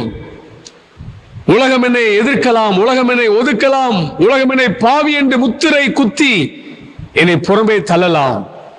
ஆனா இயேசு அப்படிப்பட்டவர் அல்ல. அவர் பாவிகளின் சிநேகிதர் என்று அழைக்கப்பட்டவர், பாவத்தை வெறுக்கிறவர், பாவியை நேசிக்கிறவர். காரணம், ஆகவே அதற்காக தான் அவர் விண்ணுலகை விட்டு மண் உலகில் மனிதனாய் அவதரித்தார் என்று வேதம் சொல்லுகிறது. இதை அறிந்த பாவியான ஸ்திரீ இயேசு அண்டை போனது நிமித்தமாய், அவருடைய பாதத்திலே இருதயம் உடைக்கப்பட்டு கண்ணீர் வடித்தது நிமித்தமாய், அன்பின் உச்சத்தினால் அவருடைய பாதத்தை முத்தம் செய்த நிமித்தமாய், அவள் திரும்பி போகும்போது பாவியாக அல்ல, அவள் நீதிமானாக மாற்றப்பட்டவளாக சமாதானத்தோடு அவள் கடந்து செல்வதை பார்க்கிறோம். அவள் செய்த கிரியைகளை இயேசு கிறிஸ்துவே பரிசேயனிடத்தில் விளக்கி கூறுவதை பார்க்கிறோம். என்ன கூறினார்? சொன்னார், சீமோனே, 40 சொல்றாரு, சீமோனே, உனக்கு நான் ஒரு காரியம் சொல்ல வேண்டும் என்றார். அதற்கு அவன், போதகரை சொல்லும் என்றான். என்ன சொல்ல வராரு? நான் உன் வீட்டில் பிரவேசித்தேன், நீ என் கால்களுக்கு தண்ணீர் தரவில்லை, இவ்வளோ கண்ணீரினால் என் கால்களை நினைத்து தன் தலை மயிரினால் அவைகளை துடைத்தாள். நீ என்னை முத்தம் செய்யவில்லை, இவ்வளவு நான் உட்பிரவேசித்து முதல் என் பாதங்களை ஓயாமல் முத்தம் செய்தால். நீ என் தலையில் எண்ணெய் பூசவில்லை, இவளோ என் பாதங்களில் பரிமள தைலம் பூசினார். ஆதலால் நான் உங்களுக்கு சொல்கிறேன், இவள் செய்த அநேக பாவங்கள் மன்னிக்கப்பட்டது, இவள் மிகவும் அன்பு கூர்ந்தாளே. பாவியான ஸ்திரீ குறித்து இயேசு புகழ்ந்து பேசுவதை பார்க்கிறோம். எனக்கு அருமையான தேவ ஜனமே, உங்க வாழ்க்கையிலும் கூட பாவத்தின் நிமித்தமாய் உங்கள் வாழ்க்கை கசந்து போய்விட்டதோ, பரிகாரம் தேடியும் உங்களால் பாவத்தை மேற்கொள்ள முடியாதபடி, பாவத்திலிருந்து விடுதலை பெற முடியாதபடி தவித்துக் கொண்டிருக்கிறீர்களோ, உங்கள் பாவங்களை மன்னித்து உங்களுக்கு நித்திய வாழ்வை தருவதற்கு ஒருவர் காத்து கொண்டிருக்கிற அவர்தான் இயேசு கிறிஸ்து. அவரிடத்தில் நீங்கள் வருவீர்களானால் உங்கள் பாவங்களை மன்னித்து உங்கள் சாபங்களை நீக்கி உங்களுக்கு புது வாழ்வை தருவா. சொல்றாரு, ஸ்திரியே, நீ சமாதானத்தோட போ, உன் விசுவாசம் உன்னை ரட்சித்தது, நீ சமாதானத்தோட போ. இந்த காலை வேளையிலும் கூட ஆண்டவர் உங்கள் வாழ்க்கையிலும் சமாதானத்தை தந்து உங்களை ஆசீர்வதிக்க விரும்புகிறார். பாவியான ஸ்திரீ இப்போது நீதி உள்ளவளாக, சமாதானத்தை பெற்றவளாக, இயேசு கிறிஸ்துவால் புகழப்பட்டவளாக மாற்றப்படுவதை பார்க்கிறோம். உங்களை ஆண்டவர் அப்படி மாற்ற விரும்புகிறார். ஆண்டுடைய பாதப்படி அன்றே வந்து உங்கள் பாவங்களுக்காய் மனஸ்தாவப்பட்டு கண்ணீர் வடிக்க நீங்கள் ஆயத்தமா? வேதம் சொல்லுகிறது, தன் பாவங்களை மறைக்கிறவன் வாழ்வடைய மாட்டான், அவைகளை அறிக்கை செய்து விட்டு விடுகிறவனோ இரக்கம் பெறுவா. மூன்றாவது ஒரு சகோதரி குறித்து பார்ப்போம். யோசுவாவின் புஸ்தகம் 2ஆம் அதிகாரத்திலே பார்க்கிறோம். கிடைத்த வாய்ப்பை பயன்படுத்தி கொண்ட ராகாப் என்கிற வேசி, எரிகோ பட்டணத்திலே இந்த ராகாப் என்கிற சகோதரி வாசம் பண்ணுகிறார். யோசுவா சித்திமிலிருந்து 2 பேரை வேவு பார்க்கும்படி அனுப்புகிறார். 2 வாலிபர்கள் நேராய் இந்த ராகாப் என்கிற வேசியின் வீட்டுக்கு சென்றார்கள். ராகாப் என்கிற வேசி 2 பேரையும் ஒளித்து வைத்து காப்பாற்றுகிறாள். எகிப்தின் எரிகோவின் ராஜா வந்து கேட்கிறான், ஆள் அனுப்பி கேட்கிறான், விசாரிக்கிறான். ஆனால் சொல்லிவிட்டால், அவர்கள் வந்து போய்விட்டால் என்று சொல்லிவிட்டான். என்ன காரணம் என்று கேட்கும்போது அங்கு அவள் சொல்லுகிறாள், யோசுவாவின் புஸ்தகம் 2ஆம் அதிகாரத்திலே அவருடைய விசுவாசத்தை பாருங்கள். 2ஆம் அதிகாரம் 9ஆம் வசனம் சொல்றாரு, கர்த்தர் உங்களுக்கு தேசத்தை ஒப்பு கொடுத்தார் என்றும், உங்களை பற்றி எங்களுக்கு திகில் பிடித்திருக்கிறது என்றும், உங்களை குறித்து தேசத்து குடிகளால் சோர்ந்து போனால் என்றும் அறிவே. ஆண்டவர் எப்படிப்பட்டவர் என்பதை இந்த ராகாப் என்கிற வேசி அறிந்து கொண்டால், அவர்தான் வல்லமையுள்ள தேவன், அவர்தான் ரட்சிக்கிறவர், அவர்தான் அற்புதங்களை அதிசயங்களை செய்கிறவர். சொல்றாங்க 10ஆம் வசனத்துல, நீங்கள் எகிப்திலிருந்து புறப்பட்ட போது கர்த்தர் உங்களுக்கு முன்பாக சிவந்த சமுத்திர தண்ணீரை வற்றி போக பண்ணினதையும், நீங்கள் யோர்தானுக்கு அப்புறத்தில் சங்காரம் பண்ணின எமோரின் 2 ராஜாக்களாகிய சீகோனுக்கும் ஓகுக்கும் செய்ததை கேள்விப்பட்டோம். அவள் அறிந்து கொண்டாள், கர்த்தரே உங்களுடைய கடவுளே அண்ட சராசரத்தையும் படைத்தவர், அவரை யுத்தத்தில் வல்லமையுள்ளவர், அவரை அற்புதங்களை அதிசயங்களை செய்கிறவர். ஆகவே அவருடைய செயலெல்லாம் நீங்கள் கேள்விப்பட்டு போது இருதயமெல்லாம் கரைந்து போனது. அவர் மீது இருந்த விசுவாசத்தின் அடிப்படையிலே யோசுவா அனுப்பின 2 வேவுக்காரரை அவள் தைரியமாய் ஒளித்து வைத்து காப்பாற்றுவதை பார்க்கிறோம். அருமையான தேவ ஜனமே, ஒரு வேசி தொழில் செய்கிற ராகாப் என்கிற ஒரு சகோதரி தேவன் மீது இருந்த விசுவாசத்தினால் அவளும் அவளுடைய முழு குடும்பமும் பாதுகாக்கப்படுவதை பார்க்கிறோம். எரிகோ முழுவதும் தரைமட்டமான போது ராகாப் குடும்பம் மாத்திரம் உயிரோடு காப்பாற்றப்பட்டது. காரணம், தேவன் மீது இருந்த விசுவாசம். அவைதான் எபிரேயர் வாக்கியோன் விசுவாச வீரர் பட்டியலே ராகாப் விசுவாசத்தில் ராகாப் என்று அவருடைய பெயர். விசுவாசத்தினால் ராகாப் என்கிற வேசியும் விசுவாசத்தினாலே கீழ்ப்படியாதோடு கூட சேதமாகாதிருந்தால் அவளை குறித்து யாக்கோபு நிருபத்தில் எழுதுகிறார், அவள் கிரியைகளினாலே நீதிமானாக்கப்பட்டாள் என்று வேதம் சொல்லுகிறது. எனக்கு அருமையான தேவ ஜனமே, உனக்கு கிடைத்த இந்த நாளில் ஆகிலும் உன் சமாதானத்துக்கு ஏற்றவனை அறிந்திருந்தால் நலமாயிருக்கும். கிடைத்த நாளை பயன்படுத்தி கொண்ட சகேவு, கிடைத்த சந்தர்ப்பத்தை பயன்படுத்தி கொண்ட பாவியான ஸ்திரீ, கிடைத்த வாய்ப்பை பயன்படுத்தி கொண்ட ராகாப் என்கிற வேசி, இவர்கள் 3 பேரும் அவர்கள் சமாதானத்தை பெற்று அழியாத நித்திய வாழ்வை சுதந்திரித்துக் கொண்டார்கள். இந்த காலை வேளையை பார்த்து கொண்டிருக்கிற நீங்கள் யாராயிருந்தாலும், எப்பேற்பட்ட நிலைமையில் இருந்தாலும், உளையான சேற்றில் சிக்கி இருந்தாலும், சாபத்தினால் பிடிக்கப்பட்டிருந்தாலும், வியாதியினால் நொறுக்கப்பட்டிருந்தாலும், இயேசுவால் உங்க வாழ்க்கையை மாற்ற முடியும்.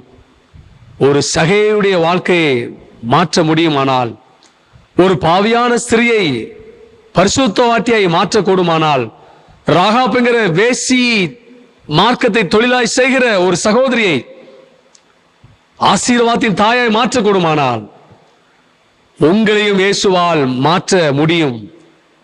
வேதம் சொல்லுகிற தேவனால் கூடாத காரியம் ஒன்றுமில்லை. மனுஷரால் கூடாதவைகள் தேவனால் கூடும். நீங்கள் விசுவாசிப்பீர்களானால் தேவனுடைய மகிமையை காண்பீர்கள். சகையு கிடைத்த நாளை பயன்படுத்தி ஆசீர்வாதத்தை சுதந்திரித்துக் கொண்டான். பாவியான ஸ்திரீ கிடைத்த சந்தர்ப்பத்தை பயன்படுத்தி அவள் ஆசீர்வாதத்தை சுதந்திரித்துக் கொண்டாள். ராகாப்புகிற வேசியும் கிடைத்த தருணத்தை பயன்படுத்தி அவளுடைய குடும்பமும் அழியாதபடி நித்திய வாழ்வுக்கு நேராய் நித்திய வாழ்வை சுதந்திரித்துக் கொண்டாள். உங்க வாழ்க்கையின் தேவன் அப்படி ஆசீர்வதிக்க விரும்புகிறார். நாளைக்கு இல்லை, இன்றைக்கு. இதுவே அணுக்கிற காலம். இன்றைக்கு இரட்சணினால் உங்க வாழ்க்கை தேவனுடைய கரத்தில் ஒப்பு கொடுப்பீர்களானால் கர்த்தர் உங்களையும் வாளாக்காமல் தலையாக்குவார், உங்களை கீழாக்காமல் மேலாக்குவாராக. ஆமென். அர்ப்பணிப்பின் பாடலாக கீதம் 493, கிறிஸ்தவ கீர்த்தனை 192 பாடுவோம். விந்தை கிறிஸ்தேசுராசா உந்தன் சிலுவை என் மேன்மை. கீதம் 493, கிறிஸ்தவ கீர்த்தனை 192 பாடுவோம்.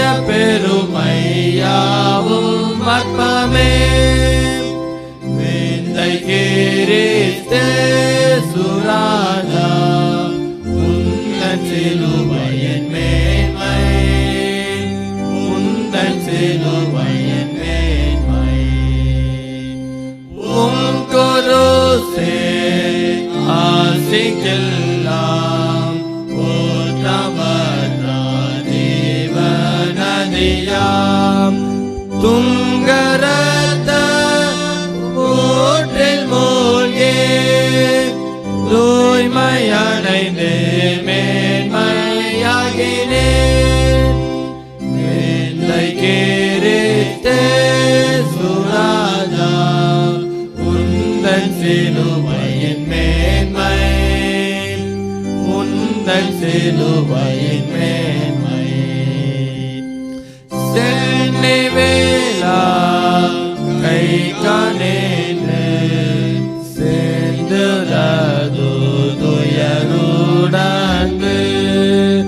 மண்ணாயேதை போன்ற காற்றே என்னாலிலுமே எங்கும் காணேன் வேந்தை கிறிஸ்தே சுராஜா உந்தன் சிலுவையின் மேன்மை உந்தன் சிலுவையின் மேன்மை இந்த விந்தை அன்பு கேடாய் என காணிக்கையை தேடுவேன் எல்லாரும் பொருளிடாகும் என்னை முற்றிலும் உமக்களிக்கிறேன் வேந்தை கிறிஸ்தே சுராஜா உந்தன் சிலுவையின் மேன்மை உந்தன் சிலுவையின் மேன்மை. ஜெபம் செய்வோம். கிருபை நிறைந்த ஆண்டவரே, இந்த நல்ல ஆசீர்வாதமான இந்த ஆராதனை வேலைக்காக நன்றியோடு கூட உம்மை துதிக்கிறோம், உம்மை ஸ்தோத்தரிக்கிறோம். கல்வாரி சிலுவையிலே நீ சிந்திய இரத்தத்தின் மூலமாக வெளியேறப்பட்ட ஒரு ரட்சிப்பை, ஒரு விடுதலையை, ஒரு மீட்பை எங்களுக்கு தந்திருக்கிற உம்முடைய மாபெரும் கிருபைகளுக்காக உமக்கு ஸ்தோத்திரம். இந்த ரட்சிப்பையும் மீட்பையும் நாங்கள் ஒரு காலம் ஒரு நாளும் அலட்சிய பண்ணி விடாதபடிக்கு ஆண்டவர் எங்களை காத்துக்கொள்ளும்படியாய் நாங்கள் ஜெபிக்கிறோம் அப்பா. இந்த ஆராதனையில் பங்கெடுத்து கொண்டு வருகிற ஒவ்வொரு பிள்ளைகளுக்காக நாங்கள் ஜெபிக்கிற ஐயா. ஒவ்வொரு பிள்ளைகளையும் ஆண்டவர் பேர் பேராக நீர் ஆசீர்வதிப்பீராக. அவருடைய குடும்பங்களை ஆசீர்வதிங்க சுவாமி. என்னுடைய பிள்ளைகள் பல இடங்களில் பல தேசங்களில் இருக்கிறாங்கப்பா.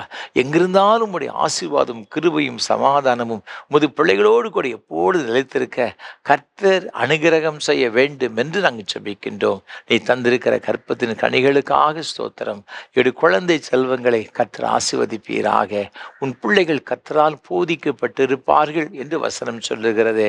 இந்த வார்த்தையின்படி எங்களுடைய பிள்ளைகள் உம்மால் போதிக்கப்பட்ட ஒரு பிள்ளைகளாக, உம்முடைய ஞானத்தில் நிரப்பப்பட்ட ஒரு பிள்ளைகளை திகழ கிருபை தாரும். விசேஷமாக தேர்வு எழுதி கொண்டிருக்கிற பிள்ளைகளுக்காக நாங்கள் ஜெபிக்கிறோம் ஐயா. என்னுடைய பிள்ளைகளுக்கு பரத்திலிருந்து வரும் ஞானத்தினாலே அவர்களை நிறைத்து அவர்களை ஆசீர்வதிப்பீராக. எல்லாம் தேர்வுகள் நல்ல மதிப்பெண்கள் பெற்று தேர்ச்சி அடையவும் அவருடைய எதிர்காலம் மிகுந்த ஆசீர்வாதமாக இருக்கும் உதவி செய்வீராக.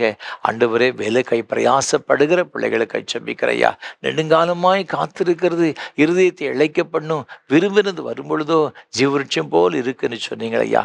பல நாட்களாக மாதங்களாக ஆண்டுகளாய் ஆண்டவர் ஒரு நல்ல வேலைக்கை பிரயாசப்படுகிற அன்பு பிள்ளைகள் ஒவ்வொருவருக்காக ஜெபிக்கின்றோம். அயல் நாடுகளில் சென்று பணி செய்யும்படி பிரயாசப்படுகிற பிள்ளைகளுக்காக ஜெபிக்கிறோம்.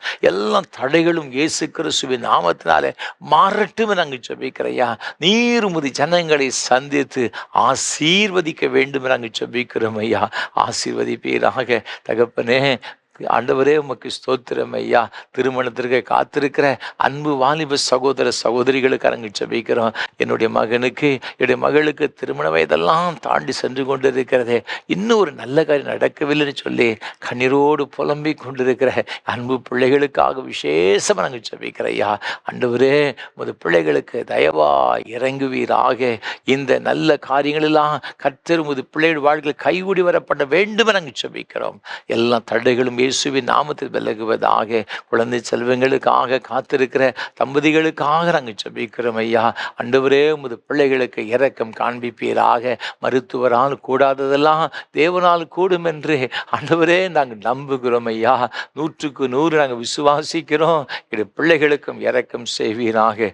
எல்லாவற்றையும் நேர்த்தியாய் செய்கிற ஆண்டவர் ஐயா, என்னுடைய பிள்ளைகளுக்கும் கூட நேர்த்தியாய் எல்லாவற்றையும் செய்து கொடுத்து ஆசீர்வதிங்க. நீங்கள் அவ்வாறு செய்கிற தயவுக்காய் ஸ்தோத்திரம்.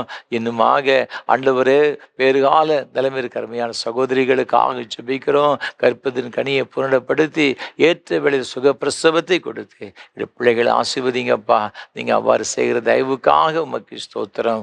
இன்னுமாக தகப்பனே உமக்கு நன்றி செலுத்துகிறோம், ஸ்தோத்திரம் செலுத்துகிறோம் ஐயா. ஆண்டவர் வயோதிபர் நிலைமை இருக்க அருமையான பெற்றோர்களுக்காக ஜெபிக்கிறோம்.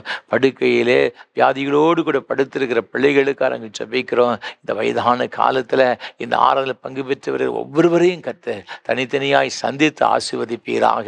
அவருடைய பலவீனங்கள் மாறட்டும், சோர்வுகள் மாறட்டும் ஐயா.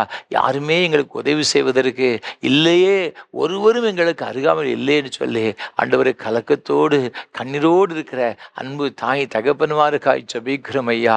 பிள்ளைகள் இருந்தும் இல்லாமல் இருக்கிற ஒரு சூழ்நிலையை போல் இருக்கிற இந்த அன்பு பெற்றோரை ஒரு விசை கண்ணோக்கி பார்த்து அவளை பலப்படுத்துங்க. நல்ல சுகத்தையும் பலத்தையும் நீடித்த சுகவாழ்வையும் கொடுத்து ஆண்டவரே நீ நடத்தும்படியா நாங்கள் ஜெபிக்கிறோம் ஐயா. ஆண்டவரே உமக்கு ஸ்தோத்திரம். இன்னும் பலவீனத்தினால் வியாதினால் கஷ்டப்படுகிற ஒவ்வொருவருக்காக ஜெபிக்கிறோம் ஐயா. சரீரத்தில் பல வகையான ஆண்டவர் போராட்டங்களோடு கூட காணப்படுகிற பிள்ளைகளுக்கு ஜெபிக்கிற ஐயா. தனக்கு பலன் இருந்த நாட்களெல்லாம் ஆண்டவர் உமக்காக ஓடி ஆடி ஆண்டவரை ஓடி ஓடி உழைத்த அருமையான பிள்ளைகள் உண்டு தகப்பனே. அவர்களை கண்ணோக்கி பாரும்.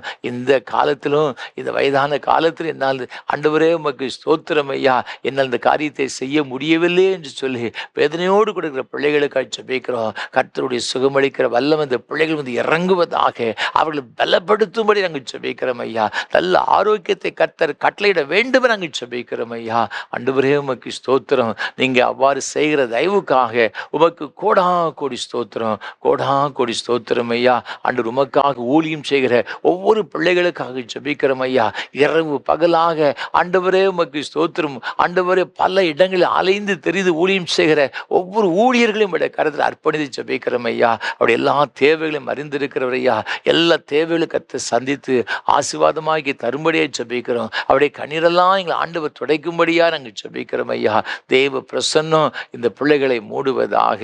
இன்னுமாக ஆண்டவர் கைவிடப்பட்டவர்களுக்காக, ஏழைகள், எளியவர்கள், திக்கற்றவர்கள், அனாதைகள், விதவைகள் ஒவ்வொருவருக்காக ஜெபிக்கிறோம். ஒவ்வொருவரை கர்த்தர் கண்ணோக்கி பார்க்கும்படி நாங்கள் ஜெபிக்கிறோம். அப்படி எல்லா தேவைகளை கர்த்தர் சந்தித்து ஆசீர்வதிப்பீராக.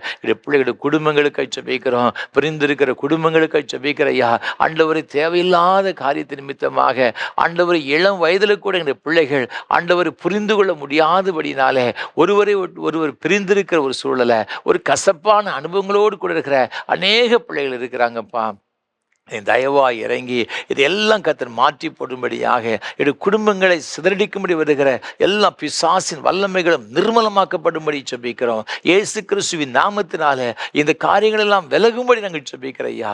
ஒவ்வொரு குடும்பங்களை கர்த்தர் கண்ணோக்கி பார்ப்பீராக. குடும்பத்தில் தேவ சமாதானம் பெருகட்டும் ஐயா. தேவ கிருபை பெருகட்டும் நாங்கள் ஜெபிக்கிறோம். இயேசுவின் ரத்தத்தை எங்களுடைய பிள்ளைகள் மீது தெளிக்கிறோம், எங்களுடைய குடும்பங்கள் மீது தெளிக்கிறோம் ஐயா. எங்கள் எல்லைகளில் இயேசுவின் நாமத்தை நிமித்தம் ஐயா, இயேசுவின் தெளிக்கிறோம் ஐயா.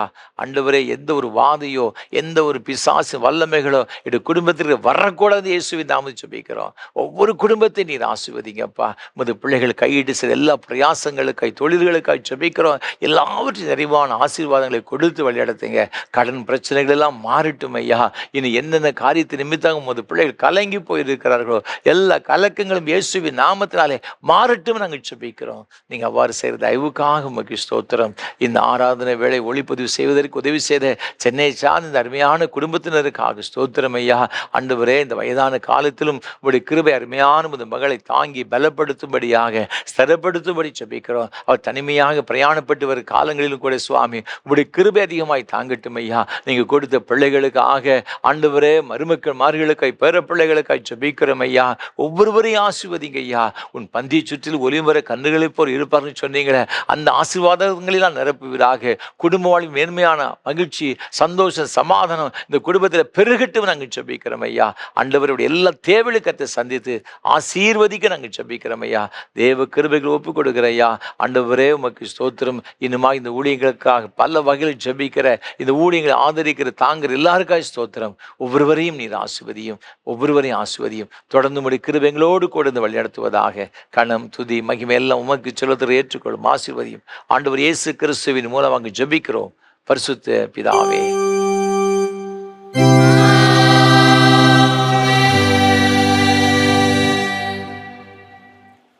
உங்கள் பாவங்கள் நிமித்தம் முழு இறுதி உண்மையாய் மனசாப்பட்டு பிறரது அன்பும் சிநேகமாயிருந்து இனி தேவனுடைய கற்பனைகளை கைக்கொண்டு புதிதாக்கப்பட்டவர்களாய் அவருடைய பரிசுத்த மார்க்கத்தில் நடப்போம் என்று தீர்மானத்துக்கு நீங்கள் விசுவாசத்தோடு சேர்ந்து உங்களுக்கு ஆறுதல் உண்டாக இந்த பரிசுத்த சாக்கிரமத்தை வாங்கிக் கொள்ளுங்கள். அதற்காக பணிவாய் முழங்கால் படியிட்டு சர்வ வல்லமை உள்ள தேவனை நோய்க்குள் பாவங்களை மனத்தாழ்மையாய் அறிக்கையிடுங்கள். சர்வ வல்லமுள்ள தேவனே, தேவனே, கர்த்தராகிய இயேசு கிறிஸ்துவின் பிதாவே, சகலத்தையும் சிருஷ்டித்தவரே, சகல மனிதருக்கு நியாயாதிபதியே, தேவரீருடைய நீதியுள்ள கோபாக்கினை அடிக்கடினாலும் வார்த்தையினாலும் கிரியையினாலும் திவ்ய மகத்துவத்துக்கு விரோதமாய் அங்கீகரித்து செய்த பலவிதமான பாவங்களையும் அக்கிரமங்களையும் அறிக்கையிட்டு புலம்புகிறோம். இந்த குற்றங்களை குறித்து நாங்கள் உண்மையாய் மனஸ்தாபப்பட்டு முழுமனதோடு துக்கப்படுகிறோம். அவைகளை நினைத்து வேதனைப்படுகிறோம். அவைகள் எங்களாலே சுமக்கப்படாத பாரம். எங்களுக்கு இறங்கும். மிகுந்த இரக்கமுள்ள பிதாவே, எங்களுக்கு இறங்கும். நாங்கள் செய்த யாவையும் உமது குமாரனும் கர்த்தருமாகிய இயேசு கிறிஸ்து நிமித்தம் எங்களுக்கு மன்னியும். உமது நாமத்துக்கு கனமும் மகிமையும் உண்டாக. நாங்கள் புதிதாக்கப்பட்டவர்களாய் நீ எப்பொழுதும் உமக்கு ஊழியம் செய்து பிரியமாய் நடந்து வரும்படி கர்த்தராகிய இயேசு கிறிஸ்து மூலமாய் கட்டளையிட்டருளும். ஆமென்.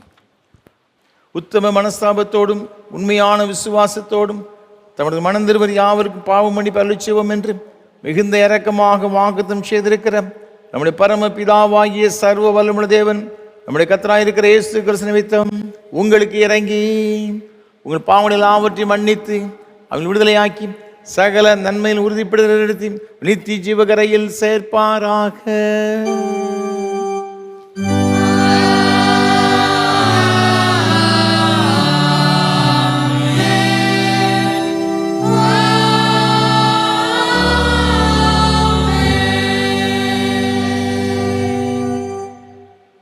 தம்மிடத்தில் உண்மையாய் மனந்திருமறி யாவருக்கும் நமது இரட்சகராகிய கிறிஸ்து திருவுளம் பற்றி ஆறுதலான வார்த்தைகளை கேளுங்கள். வருத்தப்பட்டு பாரம் சுமக்கிறவர்களே, நீங்கள் எல்லாரும் என்னிடத்தில் வாருங்கள், நான் உங்களுக்கு இளைப்பாறுதல் தருவேன். தேவன் தம்முடைய ஒரே பேரான குமாரனை விசுவாசிக்கிறவன் எவனோ அவன் கெட்டு போகாமல் நித்திய அடையும்படிக்கு அவரை தந்தரளி இவ்வளவாய் உலகத்தை அன்பு கூர்ந்தார். பரிசுத்த பவுல் சொல்லியிருக்கிறதை கேளுங்கள். பாவிகள் ரட்சிக்க கிறிஸ்து இயேசு உலகத்தில் வந்தார் என்கிற வார்த்தை உண்மையும் எல்லா அங்கீர் பாத்திரமானது. பரிசுத்த யோவான் சொல்லியிருக்கிறதை கேளுங்கள். ஒரு பாவம் செய்வானால் நீதிபராயிருக்கிற இயேசு கிறிஸ்து நமக்காக பிதாவிடத்தில் பரிந்து பேசுகிறவராயிருக்கிறார். நம்முடைய பாவங்கள் நிவர்த்தி செய்கிற கிருபாதார பலி அவரே. உங்களை எடுத்து உயர்த்துங்கள்.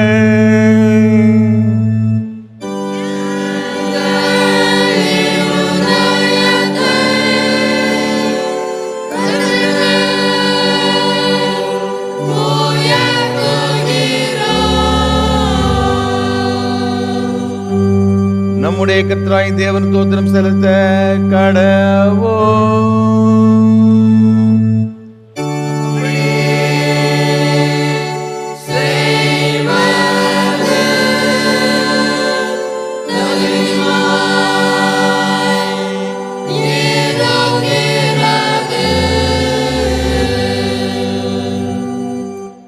கர்த்தாவே, பரிசுத்த பிதாவே, சர்வ வல்லமையுள்ள நித்திய தேவனே, நாங்கள் எக்காலத்தில் இவ்விடத்தில் தேவர் தோத்திரம் செலுத்துகிறது எங்களுக்கு விசேஷித்த கடமையுமாயிருக்கிறது. ஆதலால் தூதரோடும் பிரதான தூதரோடும் பரம சபை அனைத்தோடும் நாங்களும் உமது மகிமுள்ள நாமத்தை புகழ்ந்து மேன்மைப்படுத்தி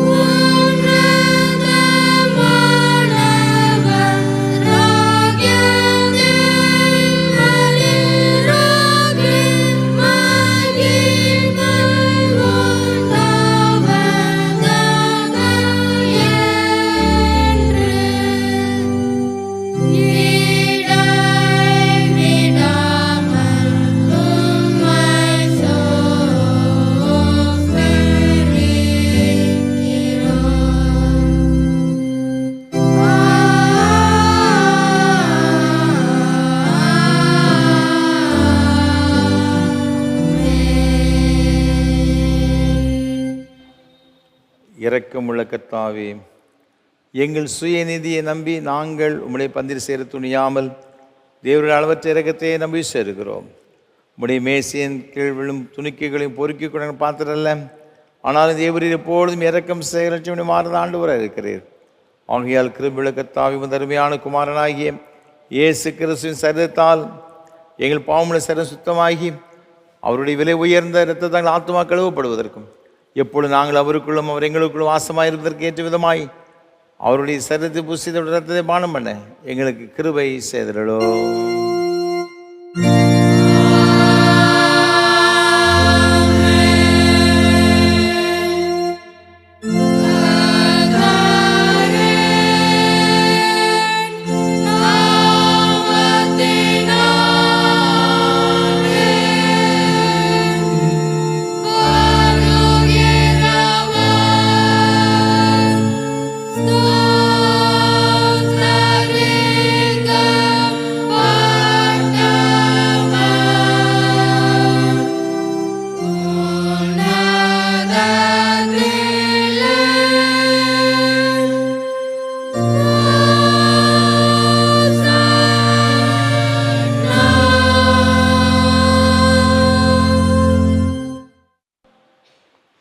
சர்வ வல்லமையுள்ள தேவனே, எங்கள் பரமபிதாவே, தேவரே எங்களுக்கு உருக்கமாக இறங்கி உம்முடைய ஒரே குமாரனாகி இயேசு கிறிஸ்து சிலுவையில் மரணம் அடைந்து எங்களை மீட்டுக் கொள்ளும்படி தந்தல் நேரே. அவர் சிலுவையிலே ஒரே தம்மை ஏகமலையை ஒப்பு கொடுத்து சர்வலோகத்தின் பாவங்களை நிவர்த்தி செய்வதற்கு நிறைவும் பூரணம் போதுமான பலியையும் காணிக்கையும் பரிகாரத்தை செலுத்தும் இல்லாமல் தமது அருமையான மரணத்தை என்றைக்கும் நினைப்பூட்டும் ஞாபகத்தை நியமித்து தாம் திரும்ப வருமளவும் நாங்கள் அதை ஒருபடி தமது பரிசுத்த சுவிசேஷத்தில் கட்டளையிட்டிருக்கிறாரே.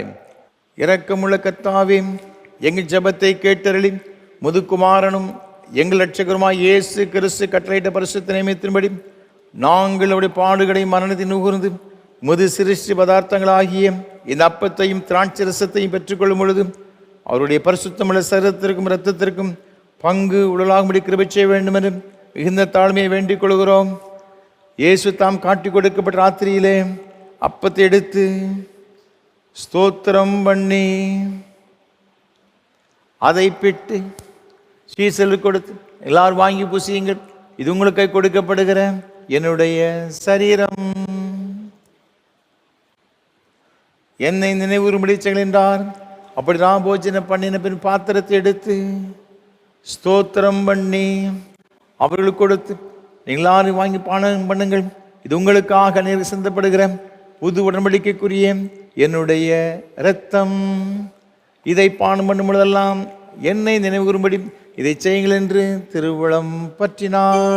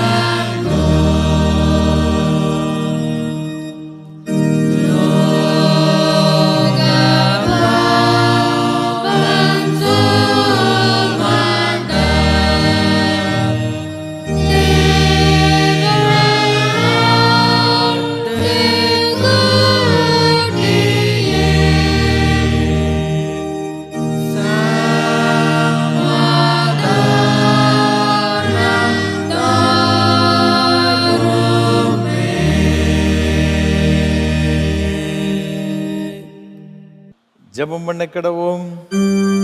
பரமண்டலங்கள் இருக்கிற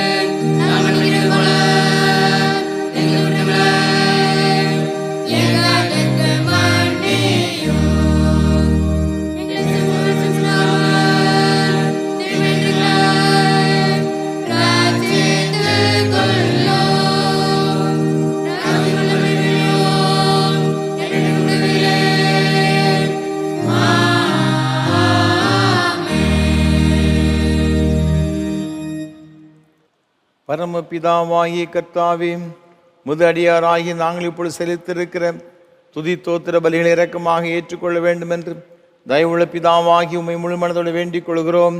உம்முடைய குமாரனாகிய இயேசு கிறிஸ்துவின் புண்ணியத்தினாலும் மரணத்தினாலும் அவர் திருரத்தை பற்றி விசுவாசத்தின் மூலமாக நாங்களும் மற்றும் உள்ள உம்முடைய சபை அனைத்தும் பாவ மன்னிப்பையும் அவர் பாடுகளினால் உண்டான மற்ற நன்மைகளையும் பெற்றுக்கொள்ளும்படி தேவருக்கு கிருபை செய்ய வேண்டும் என்று தாழ்மையை பிரார்த்திக்கிறோம். கர்த்தாவே, சரீரமும் ஆத்மமாய் எங்களை முழுவதும் தேவருக்கு பரிசுத்தமும் ஜீவன பலியாக ஒப்புக் கொடுக்கிறோம். இப்பொழுது பரிசுத்த நற்கரில் பங்கு பெற்றிருக்கிற எங்கள் எல்லாரையும் தேவரீர் உமது கிருபையினால் பரம ஆசீர்வாதம் பெற வேண்டும் என்று பணிவாய் வேண்டிக் கொள்கிறோம்.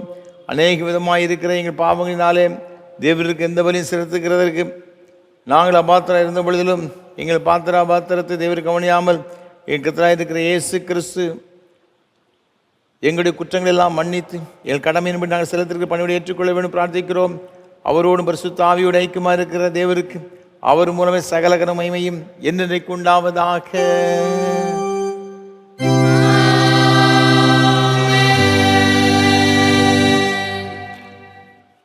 எல்லா புத்திக்கு மேலான தேவ சமாதானங்களோடு கூட இருந்து நீங்கள் தேவனையும் அவருடைய குமாரனையும் நாதர் இயேசு கிறிஸ்து பற்றிய அறிவிலும் அன்பில் நிலைத்திருக்கும்படி உங்கள் இறுதியை காக்கிடுவது பிதா குமாரன் பரிசுத்த ஆவியாகிய சர்வ வல்லமை தேவனுடைய ஆசீர்வாதங்களோடு கூட இருந்து இன்றும் என்றும் சதா காலங்களிலும் உங்களோட நிலைத்திருக்க கடவது.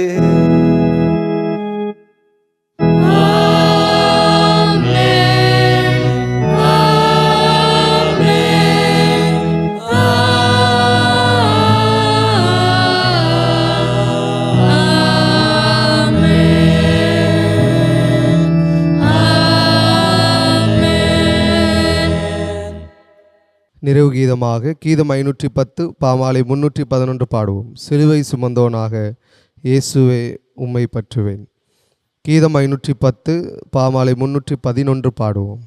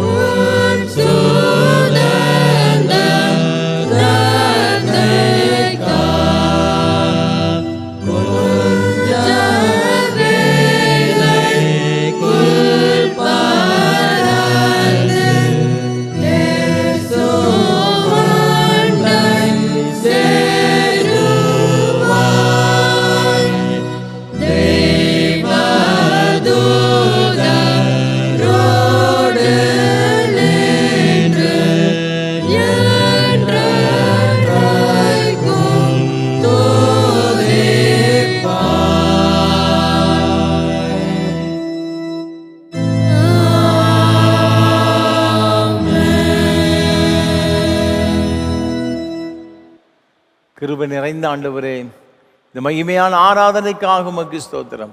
என்னென்ன தேவைகளோடு எதிர்பார்ப்புகளோடு உடைய சமூகத்திலே உமது பிள்ளைகள் பங்கு பெற்றார்களோ எல்லா நோக்கங்கள் நிறைவேற்றி உமது பிள்ளைகள் அளவில்லாமல் ஆசீர்வதிக்கும்படி ஜெபிக்கிறோம். தொடர்ந்து வரும் நாட்கள், மாதங்கள், ஆண்டுகளெல்லாம் உம்முடைய கிருபையில் நிரப்பப்பட்ட ஒரு ஆண்டாய் காணப்பட கிருபை தாரும். நல்ல சுகத்தையும் பலத்தையும் நீடித்த சுகவாழ்வும் கொடுத்து வழிநடத்தும். இயேசு கிறிஸ்துவின் மூலமாக ஜெபிக்கிறோம் பரிசுத்த பிதாவே. கர்த்தங்களோடு இருப்பாராக. தேவ சமாதானத்தோடு சென்று வாருங்கள்.